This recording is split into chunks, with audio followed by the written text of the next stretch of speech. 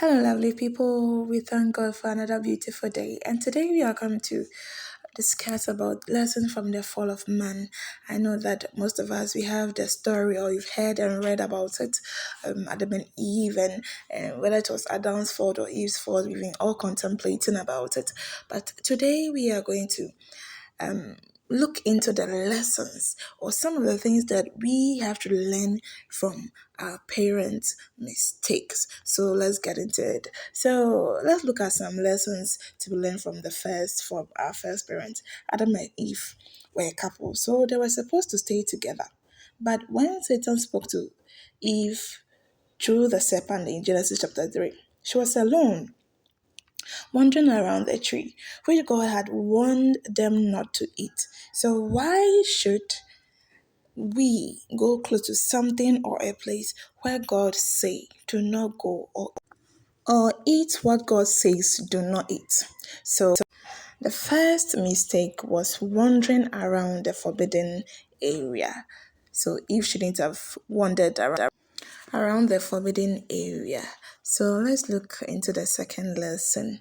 So the second lesson, Satan targeted both of them though, but he knew he wouldn't win if he go to both of them. So that he targeted the woman. So the second lesson is that Eve separated herself from her husband and walked around the forbidden area. Then Satan knew that that was the perfect time for him to strike. God created us in his own image. And so some Bible expert explains that Adam looked exactly like our Father and Creator God. So Satan couldn't tell the difference between them. So he didn't try it on Adam. But the lesson here is that Eve separated or moved away from her husband. So in this lessons, togetherness is key in our marriage or families. So we have to make sure that we are always together with our partners.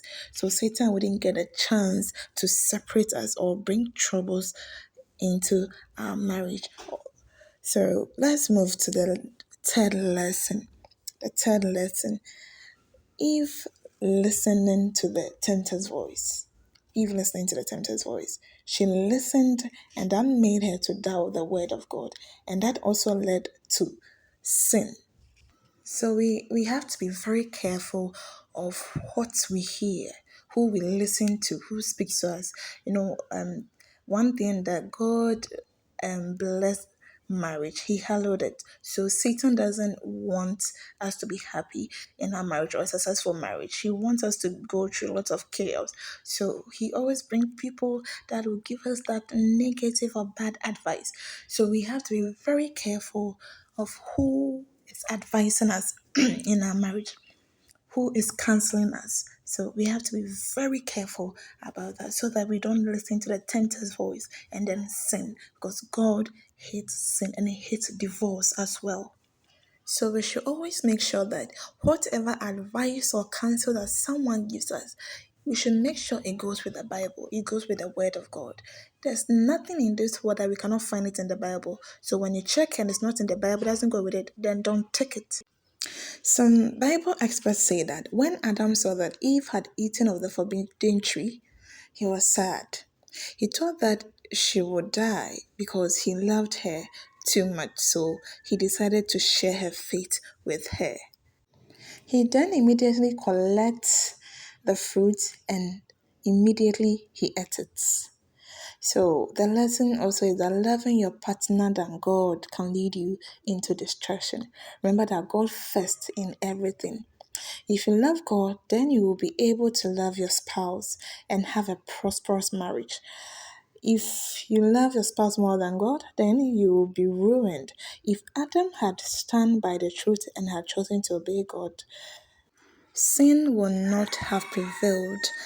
Adam ate the fruit on purpose. So we should always remember that God first. The word of God says that we should love the Lord our God with all our heart and everything we have. So God first in everything, and we should always remember that we should always ask Him for everything.